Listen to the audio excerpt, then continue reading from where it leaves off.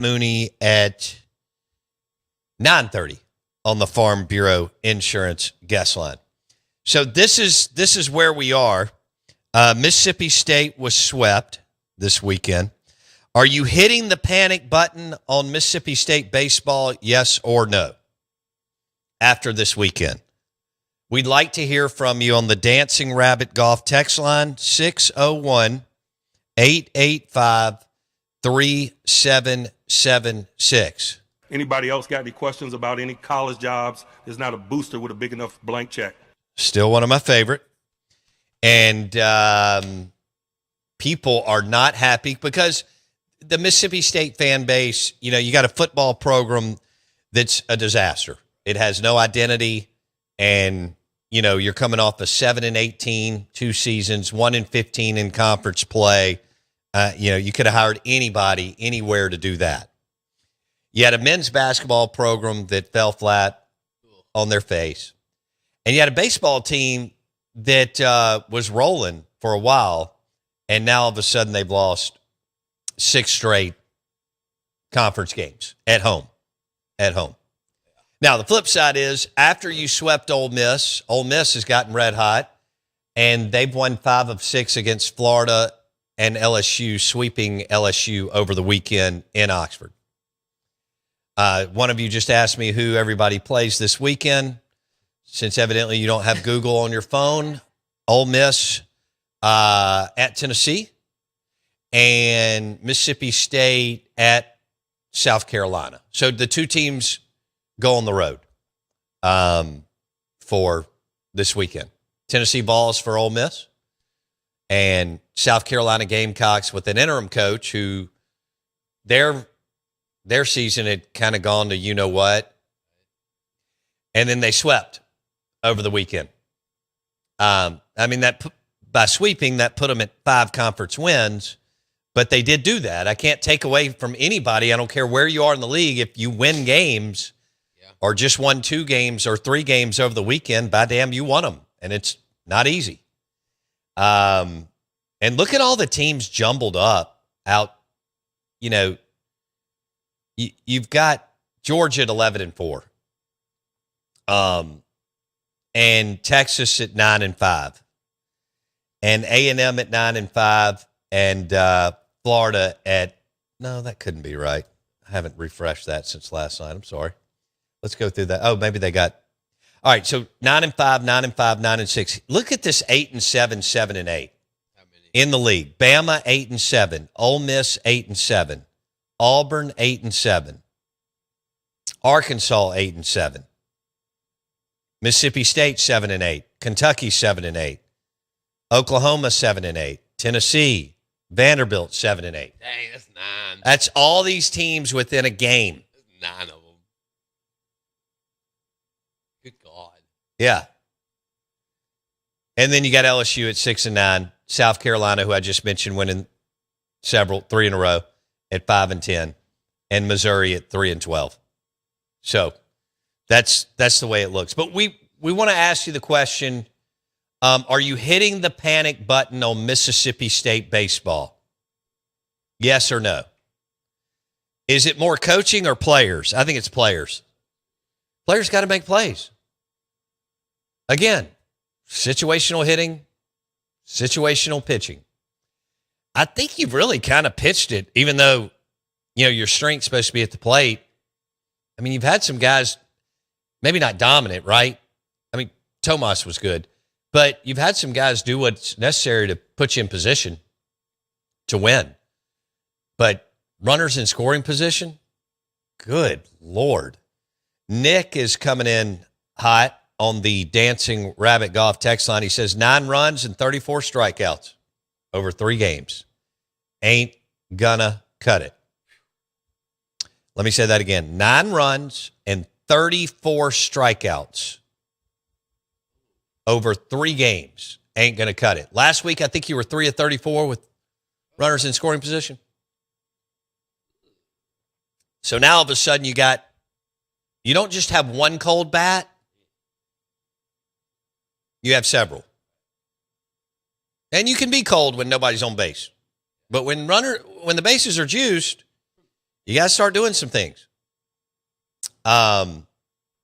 So the slump busting starts when? Tuesday? They gotta start busting out of this win. In the non-con? Well, I mean, just the beginning of the slump. I'll be interested. I'm not going to be there today. I wasn't there this weekend, but I'll be interested to see what baseball's so weird, but what practice will be like. Oh, the typical hardcore football coach is going to say we're going to get more physical, right? All that. I don't even know. They play at Sanford. Powerhouse. Well, Sanford's, they're not bad. I don't know what they are. I don't keep up with Sanford. I'm just going to go ahead and tell you I haven't watched one inning, nor am I. I guess maybe tomorrow night if I'm really bored. But of Sanford baseball, but who knows? Yeah, but you're right. They got to win a game. Hey, you got to start somewhere. Got to win a game. So D. Manning says ACC greater than SEC. O'Connor's finding out that out in real time. Actually, no. O'Connor sent one of Ole Miss's best teams home in the postseason. He sent Mississippi State home in the postseason. He sent several. That's totally off. What was it? 2009. He sent Ole Miss home. 2 years ago, he sent Mississippi State home. He sent other SEC teams home in the postseason. He's been to the College World Series 7 times. Yeah. He hasn't had near the resources that Bianco's had at Ole Miss or name your coach at Mississippi State, from Cohen to Lamonis to, now O'Connor's got those resources. But that's not it. Let's see. I honestly, after State swept Ole Miss, I think, what is he? RT says somebody switched out O'Connor and Bianco in Oxford after the third game. I got it. Okay. So he's saying that O'Connor's really Bianco and Bianco's now O'Connor. Ow. Okay. I got it. Don't do Mike like that. Oh, I didn't. RT did. I know. Yeah. But here's the deal, man. We said it over the winter, there would be more pressure on this Mississippi State baseball program because of football throwing up all over themselves time and time again with no plan. And then basketball imploding. Both basketball imploded, but Ole Miss didn't care. They played till like January 6th in football in the Final Four. So they didn't care. If they start winning March 8th, they get into basketball. But Mississippi State, and I think that's actually been the problem. Ole Miss is always way, way, way more gung-ho and committed to one sport. Yeah. Mississippi State is that rare school that spreads themselves. They love all three. And the problem is you need to be really competitive in football. Look, I know Ole Miss lost their way for 4 seasons in football before Kiffin got there. And they couldn't get it going. But the difference was Matt Luke and Derek Nix and Jacob Peeler were recruiting animals. And so when Lane Kiffin walked in, the roster was super healthy. Okay? And again, that goes back to commitment. Mississippi State is not near as they're throwing a fortune at this levy experiment now. They'll have $100 million. If you count payroll for coaches and everything, and payroll for and if you count this team, the third team, so you may not want to close it out until after the Egg Bowl, but they'll have $100 million in this football program over the last 3 seasons, counting this season. Does that make sense? Better off putting it on black. Yes, no question. But with the disappointment in football and basketball, not only were people excited, as they should be, with the baseball team, but there's added pressure, and we want to win so bad we can't say, because this is still a competitive group, very competitive group. Yeah. Right? Passionate. Yeah. All that. And they've had a ton of success playing for national championships. Yes. And so on, and of course what Mullen did in football, and that actually lasted several years. And, Yeah. Mike Leach was able to win 16 games his last 2 years on the job and that type stuff. Now you got O'Connor, who's, is the most decorated hire in the history of Mississippi sports athletics. Yeah. He's the most decorated hire in the history of Mississippi sports athletics. Yeah. Now, you still have 15 more conference games. You're not going to be a national seed. All right. You still had a chance going into this weekend if you take 2 or 3. Unless you rip like 10 and 5 on the way out. I'm not even sure that could come close. It's 17 and 13. And that looks like the moon to you now. That's like asking Jeff Levy to win 7 games in football. That looks like the moon right now. If you go 8 and 7 on the way out, you're 15 and 15. So dang. That probably still doesn't put you, as the 15th or 16th seed hosting. So, right now you're looking at a number 2 seed on the road. You got to get hot again. So had they clipped one game of the last 2 series and been 2 and 4 instead of 0 and 6, would they have still been in play for the host? Absolutely. Good God. Absolutely, they would have been in play to host and had a shot. I think it comes down to, though, I think it's players. It's more players than coaching. Now, I know a lot of you are talking about the cutters and the breaking balls. Wes Johnson came up with this. This isn't like unheard of. He came up with a plan against Mississippi State weekend before last, and Tennessee tried to emulate it. Well, and they did. Let me back up. They did. Yeah. They did. Give them credit. The approach at the plate, people are talking about substitutions and stuff. You got good players, they're going to have to perform. Yeah. You're not taking 5 guys out of the lineup to put 5 guys in. It's not the same. The numbers don't work. You've been deficient at catcher all year, but outside of that, you've got some good players. Yeah. Okay. So, how does Mike Bianco always have a good catcher? Because he was a catcher. Because that's it, right? He can. Yeah. Mike always. There may have been an exception here or there, but man, he has had some really good players. He's had like really good players, and he's also had like really, really good players. No question. Like first team All SEC, All American type catchers. Right, and then pro. Now that I don't know. You'll have to look that up, or our Ole Miss fans will have to tell me if he's had a catcher make MLB. I have no idea, and you're scrambling around somewhere that we don't know.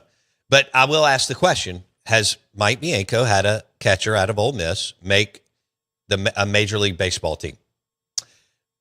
Maybe. We are the Out of Bounds Show, ESPN 105.9 The Zone. Talking about a premium position, like we're talking about quarterback, edge rusher, left and right tackle. Yeah. It is a premium position, as we all know. It is the premium position as far as fielding, right? I know the bump decides the game majority of the time and the pitching, but they don't play every day. Everyday players, catcher. Big time. Yeah. What do you think? I know playing the position definitely helps you identify it, but it's just kind of wild. It's just all the time he's got I don't know if he's ever had under a really solid. It's always at least a 6 out of 10 or 7 out of 10 as a catcher.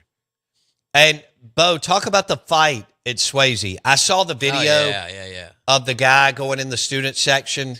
That's not what you want to have. People want to have a good time. Yeah. And, I think I get that it's funny, when you watch the video over the weekend and you're watching the Masters and you're having a cold ultra and you've got some food on the grill. But that's not what you want at a sporting event. It's not a good look for anybody. No. And then Lane tweeting about it and having to delete it. he wanted to stoke the fire, so to speak. He doesn't need to stoke anything.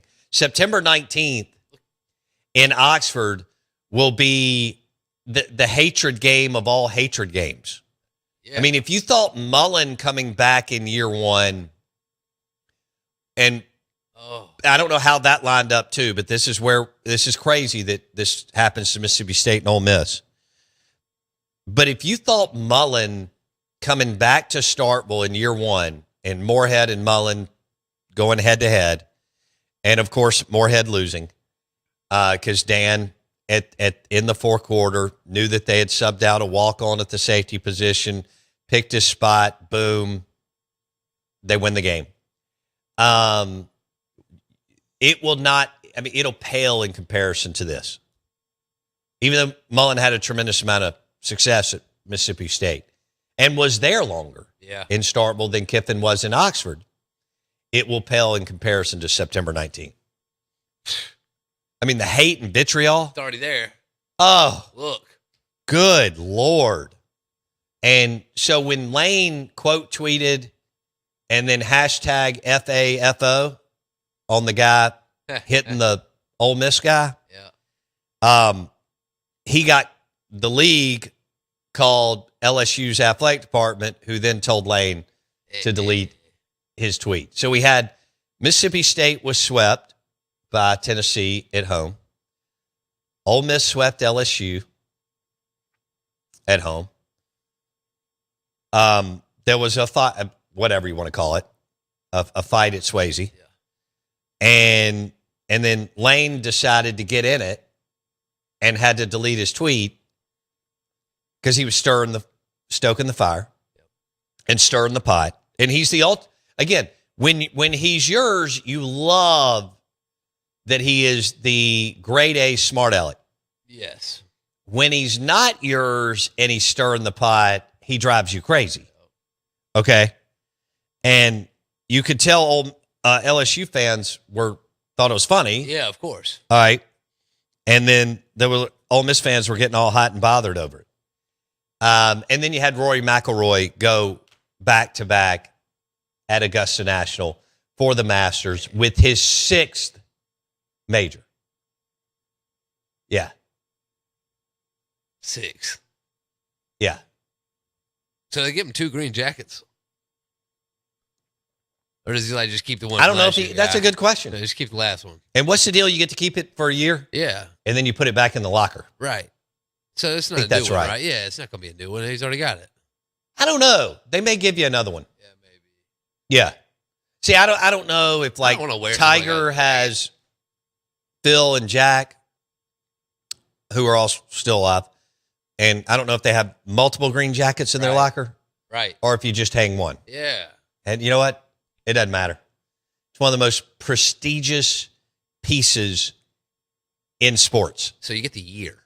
Victory lap, right? Remember, Mickelson kind of alluded to the fact that he may have had some fun with his Masters jacket on. As he should. Right. You get the year with it, and then you have to return it to the clubhouse? Is that right? I think that's right. That's ridiculous. Let's get one of the listeners to... Yeah, one of these Masters guys knows. Right. We need a Masters insider. That's right.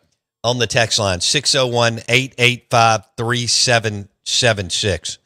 Ole Miss and Southern Miss play tomorrow at the Mud Monsters Park. That's right. Mud Monsters. Big time. Got to get some gear, baby. Mud Monsters gear for the win. We need some Mud Monsters gear. So tomorrow night at the Mud Monsters Park in Pearl. Yeah. Is that right? That's it. Ole Miss and Southern Miss? Is that what it's called now? Yeah. Bianco against Coach Oz. Hey. All right. Is my man Scott Berry going to be in attendance? And does he wear a hard hat in the stands? He better. He has to, honestly. That guy better wear a hard hat at breakfast, lunch, and dinner. Yes. I don't care if he's at Hardee's. Interesting. Hardee's. Good breakfast. It's really not. I got an all right breakfast. Yeah. I'm not going there for any other reason. To Hardee's? Yeah, they actually have one. It's like a big cinnamon roll thing. So it's it's not very healthy, but it's really good. Oh, they've got a big cinnamon roll at Hardee's? Oh, it's so good. I bet that thing is Some so kind of biscuit. healthy. It's really, really healthy. So is it just powered by seed oils and fake sugar? As fake as you can get, yes. Okay. Yeah. Okay. Hey, A cinnamon roll. Am I going to surprise you here that I've never had a cinnamon roll at Hardee's? no. Now, I had an ice cream sandwich at Augusta National on Tuesday. Hey, I'm proud of that. And I know that made you happy. It did. That I was eating a lot of sugar. Well, you needed it. And it had Georgia peach ice cream in the center. Georgia peaches? Or like, did they have little slivers of peach at Yeah. the ice cream? Oh, Yeah. that's good stuff. It was delicious because it was at the end of the day. We had been out there for about nothing better. We'd been out there for about 10 hours. And we went through the concession stand on Tuesday. Yeah. And we Wilkes got like 4 things because when you're that age, you eat like you may not make it till dinner. That's right. But I ate more than half of a Georgia peach ice cream sandwich. It's impressive. And it was incredible. It's unbelievable. I don't even like pimento cheese, and I took several bites of a pimento cheese sandwich. I've never said, damn, I want some pimento cheese. However, I do want a burger from Burgers Blues Barbecue, Dogwood, Flowwood. And I want that fried chicken blue plate today from Burgers Blues Barbecue, Dogwood, Flowwood. They've got a new green space, too. Looks awesome. B3, Burgers, Blues, Barbecue, Dogwood, Flowwood, smash burgers and blue plates, and a full bar.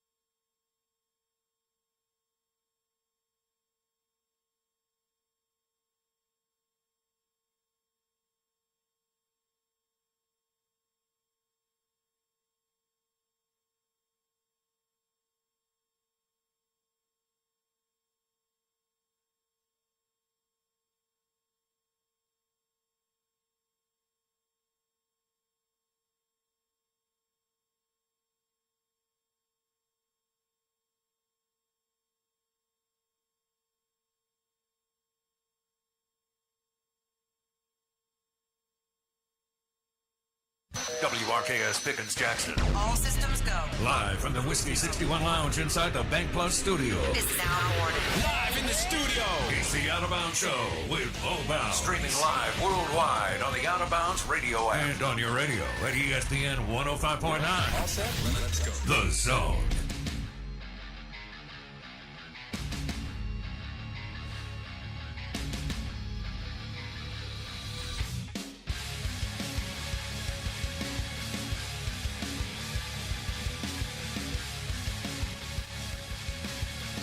Anyone else? Anyone else? Out of Bounds, ESPN 105.9 The Zone. I'm your host, Bo Bounds. Show is brought to you by the, let's go to the Porterhouse. 12 to 14 ounce filet, medium rare. KesslerPrime.com. KesslerPrime.com to make a reservation. It's a steakhouse in the Renaissance. Fantastic place to dine in a fabulous atmosphere. We're streaming live on the Out of Bounds radio app, the Out of Bounds radio app, and we're streaming live on thezone1059.com. We're on Alexa and all that other stuff. You name it, we're there. The Out of Bounds radio app, thezone1059.com. Good morning. Welcome in. It is it's a good Monday for Rory McIlroy, Ole Miss baseball, and it's a brutal Monday for Mississippi State baseball. As you were swept again. I can't believe it. Look, I've done this show where Mississippi State and Ole Miss have had their heart ripped out. And look, I've hosted this show when they have been on a roll in whatever's going on. For 22 plus years, we've done it through all the highs and lows. I would have never, ever, ever guessed. I didn't have it on my bingo card, would have lost. I'd have bet you a ton of money for me. Maybe not a ton of money for you, but I would have bet thousands and thousands of dollars that they wouldn't go 0-6 in 2 home weekends. Yeah.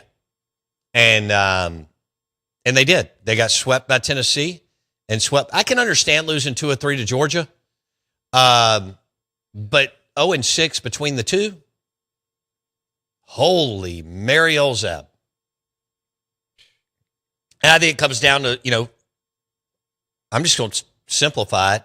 I know y'all are going to break it down at lunch and again this afternoon in your neighborhood, which I think is awesome. I mean, players got to make plays. You got to hit with runners on. You got to punch guys out when you got to get them out or make the plays in the field. I mean, damn, look at Tennessee yesterday when Mississippi State smashed 2 balls from Aiden Till and Noah Sullivan, and they made plays. Those get through, you could win. They did. Tennessee that shortstop, good gravy. We just talked about, what's his name? Trey Phelps or whatever from Georgia, the second baseman that looks like a wide receiver combo, free, strong safety in the SEC from last weekend when they were playing Georgia. And I saw Barry Larkin make some crazy plays in Duty Noble. I've seen a few others. Not very few people have come through that stadium with that kind of athleticism. And then this weekend, that dude, that was insane. Again, MLB, you see it every other night. Even SEC baseball, you do not. And that was a freaky, freaky play. And then your dudes in the lineup, they're not hitting the ball. Your dudes in the lineup are not hitting the baseball.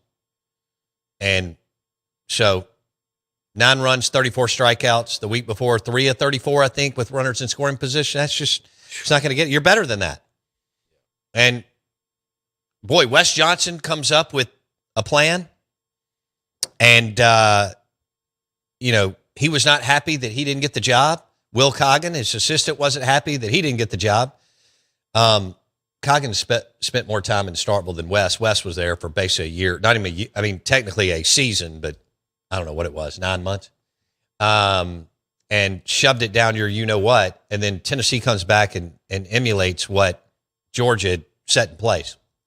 Cutters and breaking stuff, cutters and breaking stuff, cutters and breaking stuff for days. But, I mean, you're not the only team that – I mean, nobody's going to feel sorry for you in the league, especially your rival. You've already played them. Yeah, I mean, you've got players, Ace Reese, Noah Sullivan, Stallman, among others. They got ball players. They got to make plays. Yeah. So, and nobody cares that you do, and I get it, that McPherson's out and the other dude that you lost that you were expecting to be a big factor in the rotation. It's just, this is who you have. You have Tomas, Charlie Foster, Duke Stone, and some other guys, and here we go. Oh, I got to reset. We want to hear from you on the text line. Give me one word to describe this weekend. You can describe the fight at Swayze. You can describe Sergio Garcia's driver smashing tantrum at the Masters. Love that. Even as a former winner, he's going to have to be careful. True to form. That's how he always been. I mean, he's going to have to be careful. I was there the year he won it. I was not there on Sunday. I was there on Friday. And I've kind of liked to not hate him where people have loved to hate him. But, dude, you can't be smashing your driver at Augusta National. No. You just can't do it. Get your stuff together. Kind of like you can't be fighting at Swayze. Well. Yeah, but Mike Bianco, Ole Miss riding high, and Rory McIlroy owns the golf world. And I don't know what he's going to do as far as endorsement-wise. He's already got a bunch. But when you win back-to-back. Ooh. Now, let's reset this thing. The Dancing Rabbit golf text line is 601-885-3776. Find us on X at Bo Bounds. Tweet to us. We've already tweeted today. Tweet to us at Bo Bounds. I asked a question on the Twitters. I'd like for you to answer it, if you would. And if you want to give us a follow, bring it. We'd love to hear from you. But the question was simple on the Twitters at Bo Bounds. Are you hitting the panic button on Mississippi State baseball? Yes or no? Terry just texted us and said, Bo, it's a marathon. No. Okay. Go with that. I'm not hitting the panic button yet, but I'm hovering over it. You go to South Carolina this weekend. They had 2 wins going into this weekend, and they swept. So now they're at 5 wins in the league. We'll have Steve Robertson at 8:30. Brad Henderson, Ole Miss baseball at 9. Matt Mooney, part of the leadership team for the Phoenix Open, Waste Management, played golf at MSU at 9:30. The Michelob Ultra caller line is 601-707-3750. So, Rory, you get lifetime access to Augusta National. You get to pick the champions dinner again. You got the green jacket. Massive endorsement spikes, and he's already had crazy endorsements the last 16, 17 years, right? Lifetime brand elevation. Because winning once is big. Winning twice?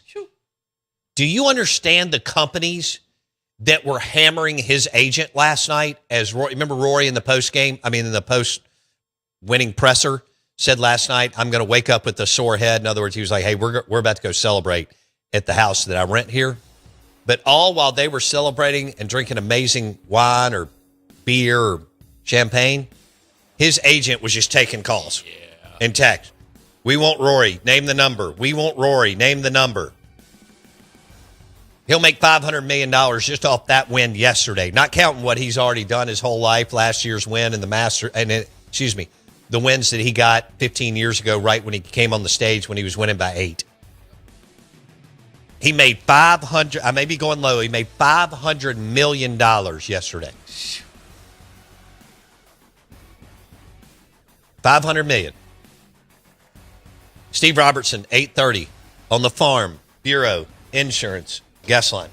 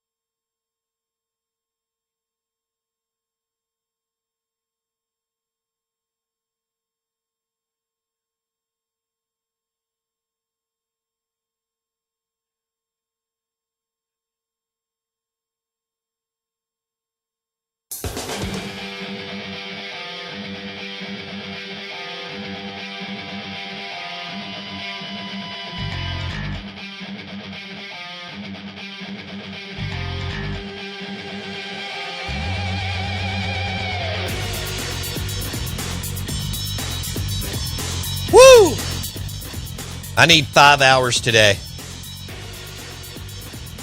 Show me the money! Yeah, Rory McIlroy will make $500 million over the next who knows how long just on that win yesterday. I mean, when you win, it's huge. You win twice, plus you have the other majors. It's just a whole nother ball game. And he's got the European American thing going. Yeah. Okay? He's a big deal in Europe. He lives here. So that's like the best of both worlds.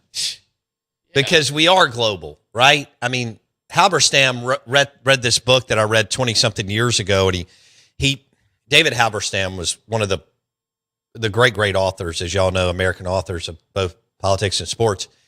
And he wrote about the globalization of sports in the late 90s, and he tied in Jordan and the first Asian tour of shoes, and how Phil Knight and Nike realized that, hey, if we get Jordan plugged in this new market where there's already, and this was 28 years ago, where there's already several billion people, but it's only going to grow, then we obviously grow our brand, as does Jordan.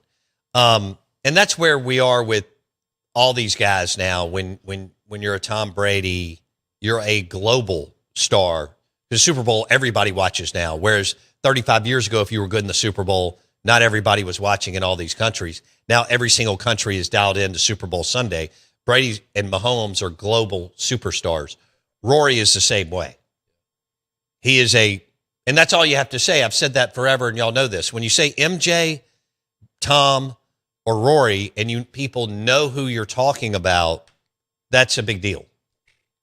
I've always said this, and y'all know, if Wendy knows who you are, you're a star. She knows who Tom Brady is and Mahomes. Can't remember who we asked her about a few weeks ago. She did not know who it was, and I was right. You and I were debating it. You weren't on either side, but we were debating someone. I said, do you know who this is? She went, no. She said, I assume he's a big deal or something. But the point is, Rory McIlroy just cashed in his agent, and they'll only pick a couple. He'll be like, I'll take American Express and, this financial company. I know he's already got endorsements, okay? So Rory's he's had people coming at him for years anyway. But when you go back-to-back green jackets, you have everybody. Like, if he wants to pick Google Gemini and American Express and one other, but his agent went to bed last night laughing his ass off. If he went to bed. He was just like, I can't believe how much money I'm about to make off. I've already made a ton of money off Rory. I'm about to make and don't forget, agents get a straight fee of 3% on contracts, but on endorsements, it's 10, 12, 15, sometimes higher. Dang. So don't forget about that when you do a deal with Mercedes-Benz, American Express, whoever it is, Blackstone or whatever you're doing, or Chad or whatever the new thing is, Amazon services, then you're getting more. You're getting triple or quadruple the commission when you do the endorsements. Whereas the straight negotiation is 3%. Sometimes it's lower, just because it is what it is. In a very, as y'all know, the sports agent game. I'm talking about legitimate, not these guys that are peddling college kids. The sports agent game is super competitive, right? I'm talking about people that are actually verified and have taken the test and all that, not the third-party flesh peddlers who claim to be agents on Twitter. That'd be you. Yeah. Are you a Twitter? That's what I want to be. There's your new LinkedIn profile. Twitter sports agent. I could do that.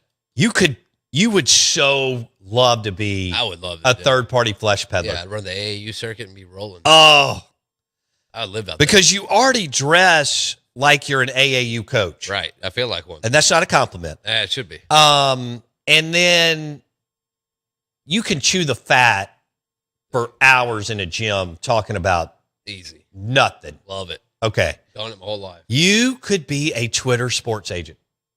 Yeah, I mean, I would have been great for. Or I guess X, but that doesn't have the same. See, I'd have been moving folks in NIL. You would have. You wouldn't I wouldn't ever take let a it. kid stay because you'd be like, no, we got to go get the payday. Got to get a payday. We got to go get the bag again. We got to go get the bag again. And I actually had some buddies I could have gone out there and made some NIL money with. Yeah, you did. I mean, I got lucky. Holmes Community College first baseman brings a lot Hey. of market value. I'd have pimped them out. Yeah.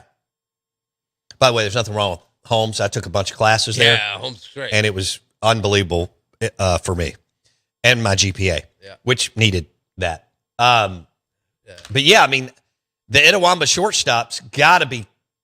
I mean, what, $200 a month? Yeah, I mean, we had a little bit higher caliber over there, but something like that. I'm messing with you. We had I some- know. I know. Clinton's had Power 4 players and pro players. I mean, look, Those if you'd have soccer gotten on the players. Cam Akers train, Yeah, now Cam now would've been a Cam good would one. have signed for like 1.5 million Sure, out of high right. school Yeah. in NIL. Yeah. Okay, so if you'd have been his agent, Oh, I could have done that. well, I let's could've whipped it in think there. about that for a second. You'd have made about $60,000 on that train, maybe more. Some of these guys steal from their, a lot of them steal from their Yes. clients. But let's just stay with the 3%. Yeah, say I do it right. Now, there's others on the street that have been getting 20, 30, 40% for their players. Okay. God. Well, there's still a bag of cash component Yeah, plus okay. a kick on the monthly payments to X player. Gotcha. But Cam Akers, you could have gotten $1 million, Yeah. $1.5 million. I mean, that Florida State, Ole Miss, who was the third team? LSU. Okay, that Florida State, Ole Miss, LSU battle It was- was an absolute bag of cash stacked to the top. 100%. Okay? Yeah. So you would have made $60,000 on one transaction, my man. Could all happen in the barbershop, too. We had the same barber in Clinton. Well, and see, you already had the deal done. That was done. I could have handled that. Think about what Cam Akers would have gone for legally. It would have been mean. It'd have been 7 figures. Yes. It'd been insane. God, yes, it would have been. Okay? Yeah. At the time, he was the highest recruit ever, right? Since Dupree. I don't know about that, but maybe. At the time. I mean, we've had some 99s, though, from Yeah. the States. So, Had a few of them. yeah. We've had a few 99s. Crazy. Honestly. Right. I mean, Chris Jones jumped up to Did he? something crazy Yeah. after the Under Armour All-American That's game. right. A.J. Brown, I don't know why he wouldn't have been a 99, but I don't think he was. He wasn't. I don't think he was a 99. Somebody's He gotta may have be been a cute. 98. Somebody's got to be cute. He didn't even get drafted in the first round. Yeah. How? He's one of the best players in the NFL. Yeah, straight up. Neither did Chris Jones. That's crazy, too. How did Chris Jones fall to the second round? I know I just pivoted I here. know, but still. How does that happen? Derek, we got to take a break. Yeah. All right. Steve Robertson coming up next on the Farm Bureau Insurance Guest Line. The show is brought to you by Matt Anderson, Southeastern Land Group. Hey, you're looking for land.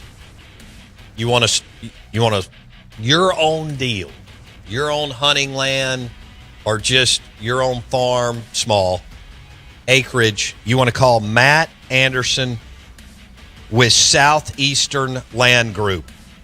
Matt Anderson, Southeastern Land Group, 601-408-5155. Steve Robertson on Hail State Baseball coming up next.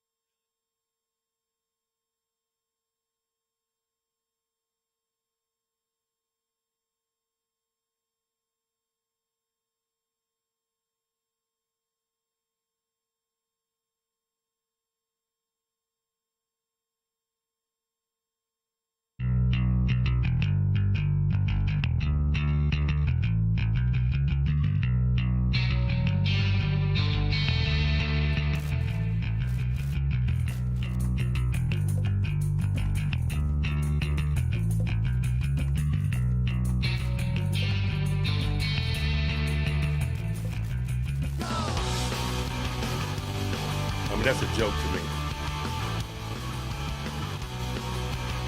Anyone else?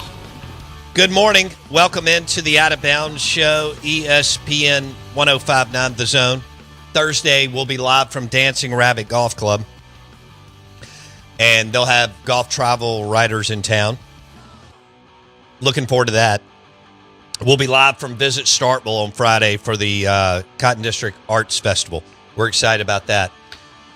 We're ESPN 105.9 The Zone. Everything goes on Spotify. Search Out of Bounds with Bo Bounds. Right now, we're live on YouTube, the YouTube channel Out of Bounds Sports. We welcome in Steve Robertson, genespage.com, 247 Sports.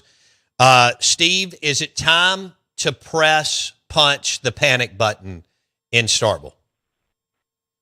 No, I wouldn't go that far, but it may be time to open the case for it. You know, it's kind of like we talked 2 weeks ago after State had swept Ole Miss, and I remember saying on your show then, Ole Miss is a better ball club than what a lot of people think at that time. Well, you know, they've won back-to-back SEC series, and so things can turn pretty quickly in a positive and a negative way. And you know, the game's playing State a little hard, but at the same time, too, you know, State's not doing some of the same things they did early on. And here's the thing. You've got, you know, too much worth of film that everybody's looking at, and figuring out what you like and what you don't like. And the players and coaches in this conference are good enough to give you a whole heap and helping of what you don't like and then make you have to hit it. And so, you know, State's going to have to make some adjustments to what they're going through. And, you know, at the end of the day, a lot of it's up to you. And this is a very talented team with a very talented coaching staff. And so, yeah, I expect them to pull out of it. But you know, the last 2 weekends hadn't been a lot of fun for anybody connected to BM over S. All right, Steve Robertson, genespage.com, 247 Sports. What's your number one concern after Hell State baseball was swept at home back-to-back weekends? I think we're doing too much thinking at the plate. You know, it's interesting. There's a couple of at bats. You go back to Andrew Raymond's pinch hit at bat where he didn't even swing the bat. And, you know, this sounds like hyperbole. We can just pull a kid out of the student section and do that, right? I mean, you got to get up there and compete. And, you know, we take a fastball for a strike, then you take a breaking ball for a strike, then you take a fastball for you know, what are we looking for, right? I think in many respects with some guys, you've got to simplify the approach. They've really struggled with right-handed spin here as of late. And I mentioned that to Brian O'Connor. I asked him about that on Friday. And, you know, a lot of sliders, a lot of cutters. And here's the thing, you know, once you've shown that you're going to struggle with that stuff, you're going to see a lot more of it.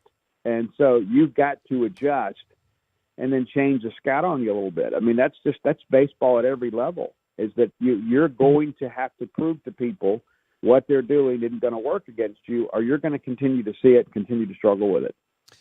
And your really good players, your stars, they have to make plays. Right, Steve? They do. And like you know as well as I do, like Ace Reese last year, once he got to SEC play, he was an unknown for the most part around this league, and he crushed it. And that, you know, Ace Reese is a guy, too, that could, you know, go on about a 10-game run where you can't pitch to him. You know, I remember going to Auburn last year, and that's a series that ultimately proved to be the undoing of the Chris Lemonis era. Everything they threw to Ace Reese, it felt like it was going to leave the ballpark. And so the problem State's having right now is some of those star players, some of the guys they're really counting on to be run producers, are all kind of cool at the same time. Well, that kind of comes back around. You know, you'll have some guys that, you know, Noah Sullivan hadn't done much the last couple of weeks. Mm-hmm. You know, Ace Reese has done a few things, but he hadn't been the Ace Reese that people expected. And, you know, Bryce Chance, the guy that was leading the Southeastern Conference in hitting, has really cooled off. And so, you know, a lot of that, it's just the nature of baseball. But State's got to be better. I mean, you've gone from being the, number 3 team in the country and projected to be a shoe-in for a top 8 national seed, and now people are wondering if you're going to host. You know, things can change quickly, but this is still a very talented team. They will come out of it, and they need to do it immediately. You know, you need to have a really good week this week. They head to Sanford, which should be a win, and you go to South Carolina, who's playing better. They just swept Missouri. So it's not a shoe-in type situation where you can just show up. You're going to have to go play baseball. All right, Steve Robertson, genespage.com on the Farm Bureau Insurance guest line. Great programs don't get swept twice in a row at home without something being off. I know you just went through a couple of things. I think this is more player driven than coaching driven. I mean, at the end of the day, situational pitching, situational hitting, you got to get guys out. You got to generate 2 strike counts, get guys out, and you got to hit with runners in scoring position. Am I simplifying it too much, Steve? No, I don't think so. And that's the thing you look at. State had runners at second and third and less than 2 outs and couldn't get a run home. Right. I said this to some friends somewhat jokingly. Right now I think that the best situational hitter in the lineup is a freshman from Purvis, Mississippi, and Jacob Parker. It's like he's the guy that gets the ground ball to the right side to get a run home. He's the guy that's getting an RBI sac fly. And so, that's encouraging. But, you've got to have some veteran guys who just go up there and do a job. Sometimes doing the job is the ground ball to the right side and elevating the ball just to get a runner home. Yeah, of course, you want that backside double. You want that ball that turns into a souvenir. Everybody wants that. But sometimes you have to simplify the game and say, okay, in this situation, we don't need to be dropping our shoulder and swinging for the fences like it's a church league softball game, right? We got to stay closed, drive a ball the other way, get this run home. And I think situational hitting is one of the things that State has struggled with the last couple of weekends. And a lot of that comes along when all of a sudden a team pitches you a lot better, and all of a sudden you're having to do things you're uncomfortable with. I think that's really the key to turning things around, is just doing what in that moment is the right decision from a situational hitting standpoint. And Kevin McMullen's one of the best offensive guys in the country. Tim Corbin told me as much. It's like one of those things that, Kevin McMullen's a guy that's done this for a long time, could have been a head coach a lot of places, but was loyal to O'Connor. They'll get it figured out. Now, are they going to go on a run and win a Southeastern Conference? I don't think that's possible at this point. I think it's mathematically possible. I don't think it's realistic. But is this a team that can still play their way into a hosting situation? I think that's absolutely possible. I thought it would be mathematically impossible to get swept at home in back-to-back weekends. Would you have thought that, Steve? I never saw this coming. Ever. Never. Especially did I think Georgia could come in here and shove a little bit? Yeah, I still thought State would split the series and take it. Then you get swept. Then I thought, okay, well, there's no way. The leadership on this team, they'll bow up, right? And you knew Landon Mack was a dude, but the truth of the matter is you still should have found a way to win that ball game. Give Josh Allender and those guys a lot of credit. Their script worked better in all 3 games. They came out, got the early lead, just kind of nursed it along. And then when State kind of rallied a little bit, they were able to extend and answer. And so I thought Tennessee was great this weekend in those situations. And how many times did you think you were going to navigate off of that bad situation? And next thing you know, it's a 2-out rally. And Jay Abernathy, the 9-hole hitter, doubles into left center and hustles to second base. And then, Garrett Wright follows them with a base hit, and they drive in a run that, you think the inning's over, and they're still tacking on. And they simply outplayed and outcoached Mississippi State this weekend in every aspect. You mentioned leadership. We're visiting with Steve Robertson on ESPN 105.9 The Zone, brought to you by 2 amazing restaurants, 2 brothers in the historic Cotton District and Older Brother Bistro. Those places will be rocking this weekend for the Cotton District Arts Festival. Mentioned leadership. You went through Tanner Allen, Jake Mangum, Adam Frazier, among others. Who is that guy in the clubhouse, Steve? Yeah. Who's the guy that's going to rally the troops, right?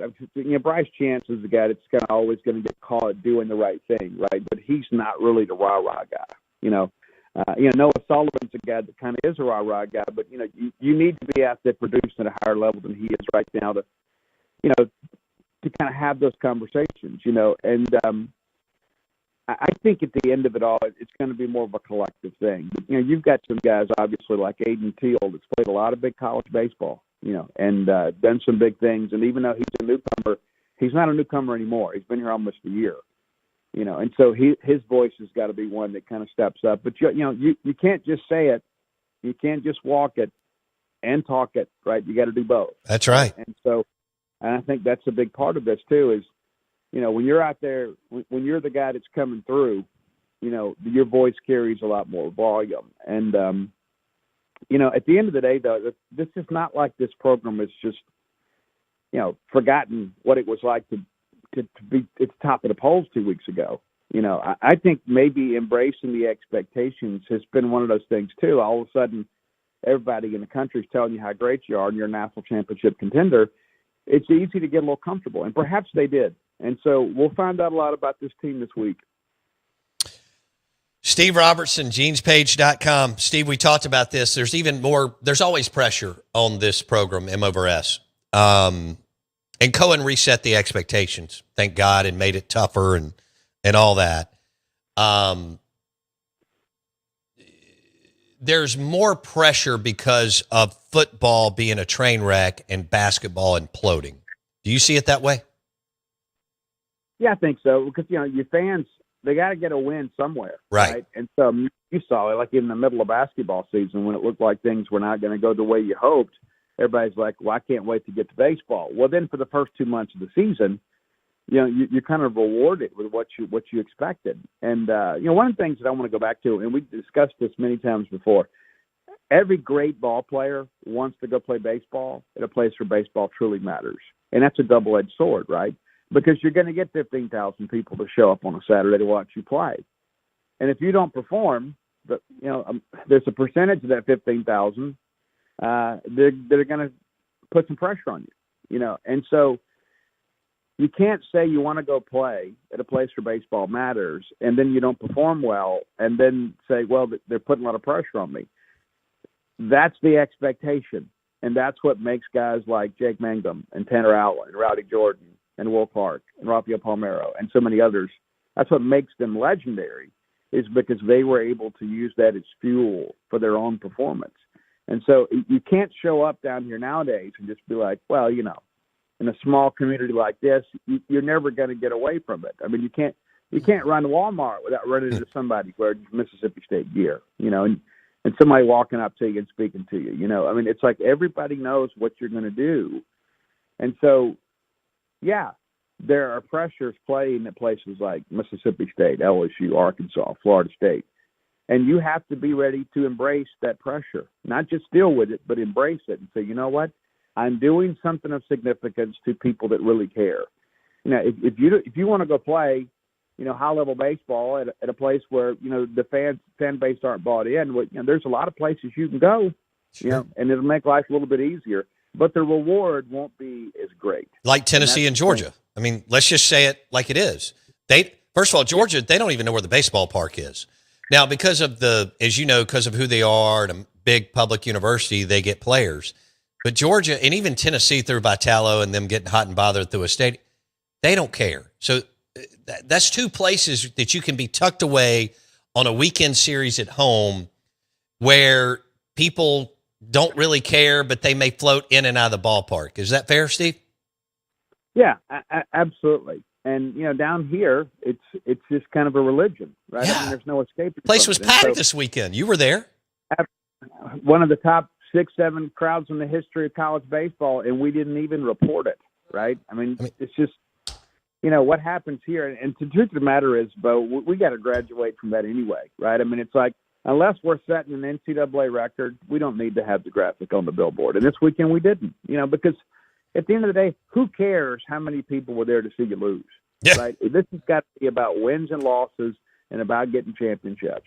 And that's the thing that I think has to happen for everybody, players, coaches, fans, administrators, everybody. We have to focus on what matters. That is winning ball games. And there's a lot of minutia out there that you can obviously invest some energy in, and I'm not saying those things aren't important, but nothing matters than winning baseball games and then procuring players to ensure that you win baseball games next year and the next year and the next year. You're competing for championships. Everything else is just details. All right, so a lot of pressure on the program, players, coaches, which is fine. That's good. And administration, as it should be. So they go somewhere this weekend where, they go on the road. You're right. The team just swept Missouri, but people aren't that fired up about the program right now. I mean, 10, 15 years ago with Ray Tanner, they were. I mean, is this this is a must-win series in Columbia? Do you believe that this is a must-win series in Columbia, South Carolina? If Mississippi State wants to host, yeah, you better believe it is. And again, you're not getting the Paul Maneri version of South Carolina, right? I mean, you got Monty Lee, of course, who wants that job, and he won't get that job. But, Monty is the guy that's got him playing better. And you look, that they swept the series, but, since Monty's taken over, with the occasion of a couple midweeks, they've been very competitive. So this is, we're going to have to go in there and play, And from a talent standpoint, Mississippi State is better. But, belief is an important thing, right? And so right now, who would you say believes in themselves more between South Carolina and Mississippi State? Well, I would say it's probably South Carolina, right? So we're going to show up with a team that's not as talented, but it's a team that believes they can win this series against Mississippi State. So that's the challenge of the coaching staff, is to ensure that our guys get their swagger back. This is a program right now that doesn't have any, and did about 2 weeks ago. But, State's going to have to go play well at South Carolina. I think you got to win on Friday and to kind of get things settled, right? But, you got to go win this weekend. You'd love to get a sweep. It's tough to get a road sweep, as you know, but you've got to win the series. What has to change this week? Situational hitting is the first thing, but honestly, I go back and look at starting pitching. The last 2 weeks, Valankas is. I don't think he was great against Tennessee. I thought he was really good against Georgia, and he didn't get rewarded with a win. But you've got to find a way to get that win on Friday. Period. You have to get him into the winner circle, and I think you got to go all in to win that first one. Especially because the complexity of the weekend's a little different. Like South Carolina, Sunday pitching has just kind of been a little bit up and down, as is the case for Mississippi State now without Ryan McPherson. But, Foster pitched well yesterday, and didn't pitch well against Georgia. Pitched really well against Ole Miss. Didn't pitch as well against Vanderbilt, right? And so you would think maybe he's in for a difficult start. But I think sometimes getting away from your home ballpark is a good thing. I think you get out there and you get in the hotel room and you realize it's kind of us against the world. And you mentioned South Carolina's not a raucous environment. Those people are just, they're not bought in anymore. No, they're going to beer festivals and music festivals at this point during the year. I mean, and women's basketball games, right? I mean, when Ray Tanner made this run, they didn't care about women's basketball, and now they've become a powerhouse, right? And so, you only got so much emotional energy you can invest in things. True. And people just South Carolina baseball hasn't been good, and so we're going to be there. Sunday we may have more fans there than they do. No doubt. I mean, you and I were out at Globe Life Field. I mean, A&M was in that tournament. Mississippi State dominated it. That's incredible. But you got to win. I think Noah Sullivan, you tell me, you know this team better than I do, and 99% of the listeners. So Steve Robertson, genespage.com, 247 Sports. You mentioned Noah earlier, even though he's not playing as well. To me, he kind of seems like the dog, the alpha. But is he the guy that's got to get rolling? I mean, he hit a missile and didn't get rewarded yesterday. So did Aiden. But bottom line, is he the guy that's got to get rolling and tell everybody to get their stuff together in the clubhouse, or is it someone else, Steve? No, I think a lot. This team, in a lot of respects, kind of goes like Noah does, right? I mean, there was a stretch there where you couldn't pitch to him, and he was, in contention to be SEC Player of the Week, and he didn't get it, obviously. But the reality of it is he's the guy that's been here. He understands the expectations of this program, and he is more of that type A personality than more so than Bryce. And I'm not in any way being critical for that. Everybody's built a little bit different. But I think Noah's got to be the guy, right? I think Noah, and Ace is not a guy. He loves playing baseball and he gets fired up and he supports everybody, but he's not going to have that Johnny Long sermon. And we were talking about that a little bit yesterday. People forget Johnny Long, when State was scuffling, he's the guy that kind of set everybody down and had the players on a meeting and talked about being an 80-grade teammate and things of that nature. And, he provided some leadership. And sometimes, as you mentioned, it's got to be player-led, and I think that's where it's got to come from. And at the end of the day, everybody understands how important the logo is on the front of the jersey. But, you've got a brand to build on the backside of that jersey too, and a family to represent too. And so those things can be inclusive, right? You can play hard for the team, but at the same time build a brand for yourself in hopes of getting an opportunity to play beyond the college level. But right now, nothing's more important than the next game. And it's Samford. going to be with Stanford and then heading to South Carolina with some juice. Yeah, game one. I mean, you need to win tomorrow night. You're exactly right. And we've watched enough teams in the league lose midweek games to no-name teams. But, you know, you got to take care of business Tuesday. But, man, how much pressure is on this team Friday, Steve? Woo! A ton. Yeah, a ton. Yeah. Okay. And that's the thing, too. And you're going to go – the good thing is, as you say, it's not hostile territory. But there'll be a few more people at the ballpark. You know, some of these bandwagon fans is like, hey, you know, you got Mississippi State coming in here. We swept last weekend. Maybe it's a chance for us to get a series. Let's get the kids together and go to the ballpark. Now, if they lose, if South Carolina loses on Friday, those people are not back on Saturday. And so that's an interesting dynamic that I had a former Mississippi State player tell me some time ago. That's the goal when you go on the road for an SEC series, is you want the stadium to be empty on Sunday. And you know you did that, right? You go up there and you already had the series won. And you saw a little bit of that yesterday at Duke Noble, right? We weren't – obviously Sunday crowds are always the weakest of the three. Sure. But it was thin by Mississippi State standards. Yeah. All right. GenesPage.com. You managing the crazies on the message board? Oh, listen, when we lose, I just let people give them their chance to vent. You should. Right? I think that's the way to do it as the owner of Gene's Page. Yeah. I mean, yeah. If I come back the next morning, if I got to clean up a couple of things and get a little bit off kilter, which is rare. I mean, people know how to act, right? I mean, They understand. But when there's expectations, and then people get aggravated. I mean, that's we used to call message boards vents, right? I mean, this is the vent, right? And so you got to give people a chance to share their frustration with the people that they're sharing the frustration with, right? I mean, everybody's experiencing the same thing. You got to give people a room to say what they need to say.